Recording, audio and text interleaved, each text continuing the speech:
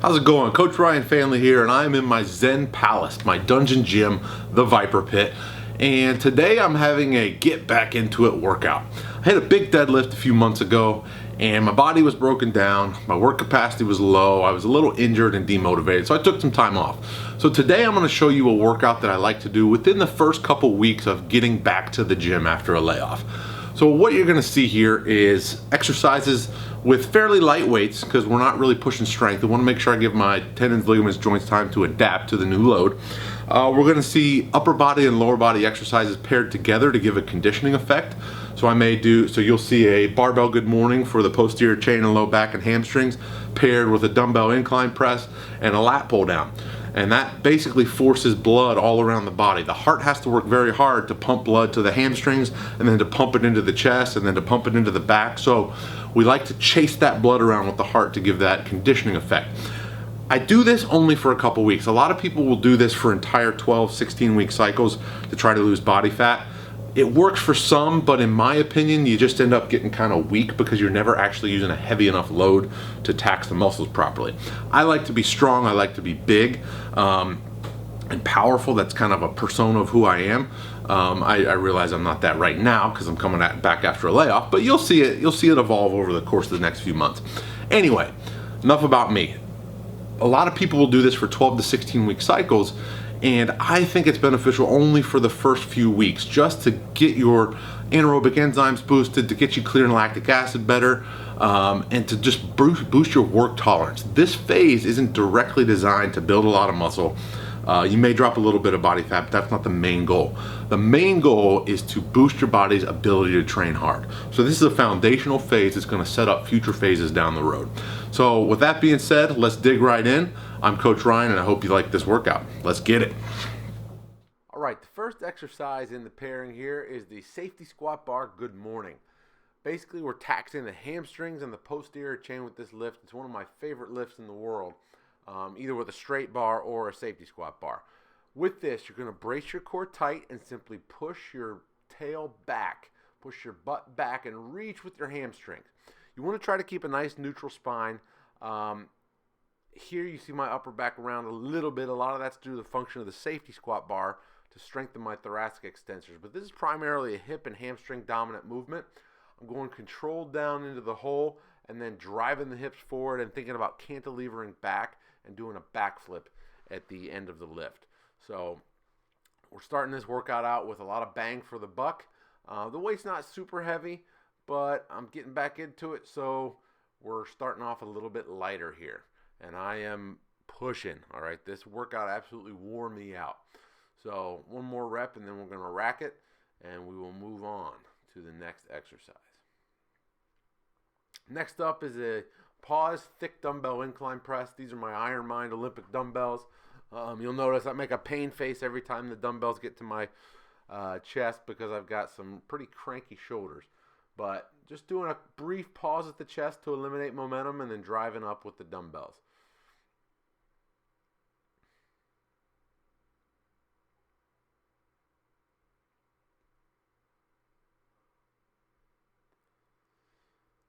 Next up is a lat pull down with a 1 1/4 at the bottom of the range of motion in the contracted position.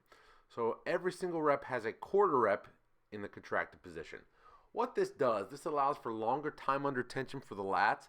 It also helps me to cue scapular depression and retraction. So I'm really working on that bottom end. A lot of people are strong in the stretch position, but weak in the contracted position. So right here, we're trying to build that contracted position. This is a Power Tech multi-gym. The lat pull down on this piece is actually pretty fantastic. It's probably the best part of the entire set, but really like it here. So this is the third exercise in my first superset. Now we're moving on to the B series. So the B series starts off with a split squat. Now, on this split squat, I'm going with more of a hamstrings emphasis. So the way you can tell is by the fact that my shin is staying somewhat vertical when I'm in the bottom of the movement. If I wanted more quadriceps emphasis, I would let the knee track way more forward, and you would see that very noticeably. It'd be an inclined forward angle. So I'm targeting the hamstrings and glutes a little bit more here. Quads are still getting work, but they're not the primary focus for this one. I'm really trying to bring up my glutes. Whenever you see the reps listed here, the reps listed are for each leg. So do your weakest leg first, then switch, and then do your strongest leg. One of the things you'll see over time as you see this movement appear in my programs more often is my range of motion will increase.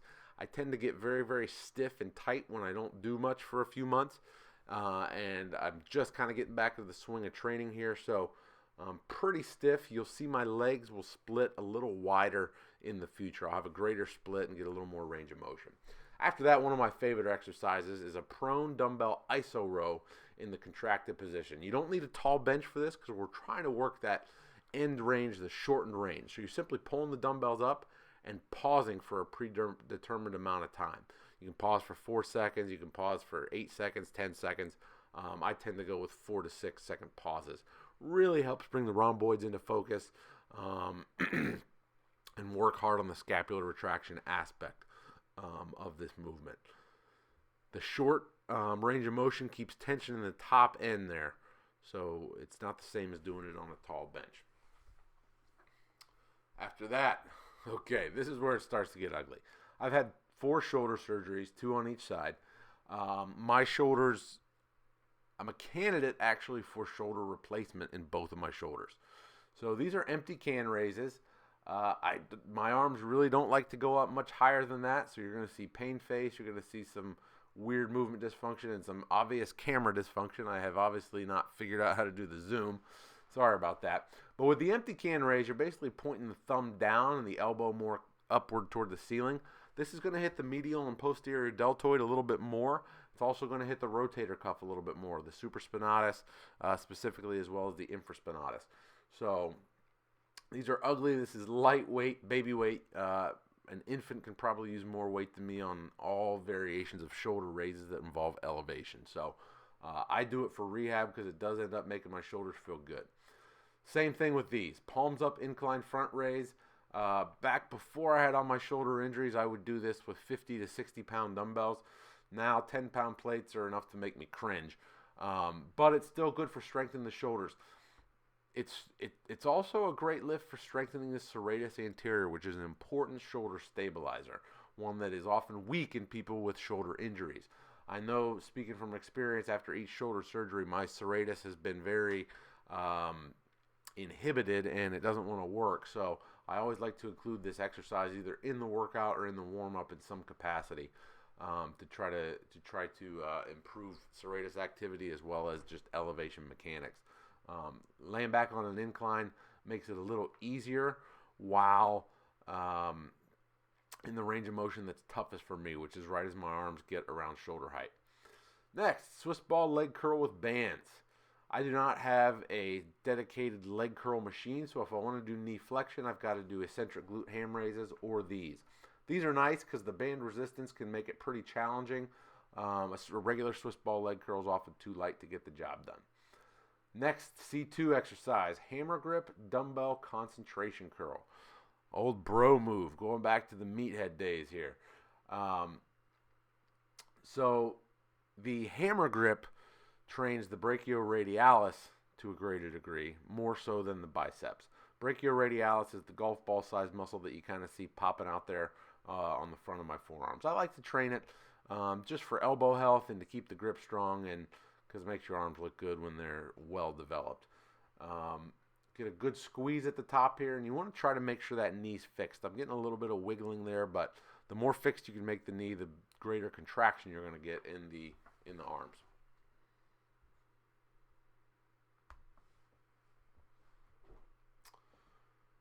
C3 exercise, the hammer bar incline French press, so it's a neutral grip going back behind the head. I chose an incline here because my shoulder range of motion is too limited to do it in a seated position or an upright position, so incline still allows me to train the long head of the triceps in a stretched position without compromising my shoulders anymore.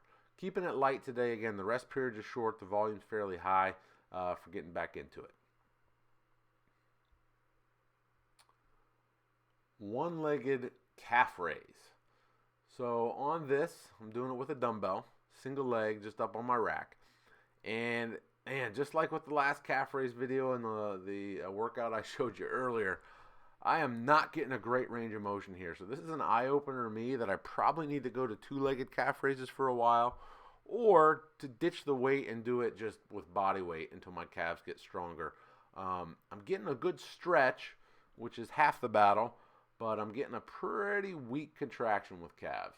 I'm only really getting that foot up a little bit. To do it correctly, you want to get all the way up on the ball of the foot. Think about rolling up onto your big toe to get a tight contraction in the calf here. So at the time of this video, I was weighing probably 260, and that's like a 20-pound dumbbell, and it's way too much for me. A lot of people get that way with their calf training, where they use too much weight to actively get up on the ball of that foot. So you want to lighten the load and get a better contraction, a more full range of motion in that shortened position.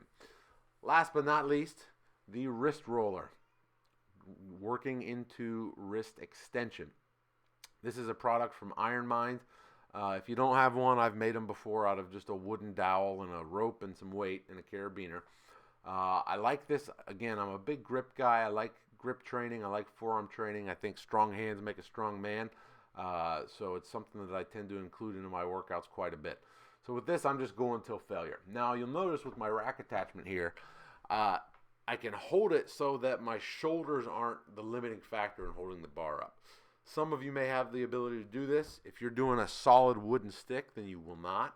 What you can do in that instance, you can rest your arms up on a rack pin. Just rest your forearms on a rack pin so that your shoulders aren't stuck holding that weight. You could also do it to a low pulley, and that would help you so that the shoulders aren't the limiting factor as well. And for this, I'm just going till I can't go anymore, wearing myself out as much as humanly possible.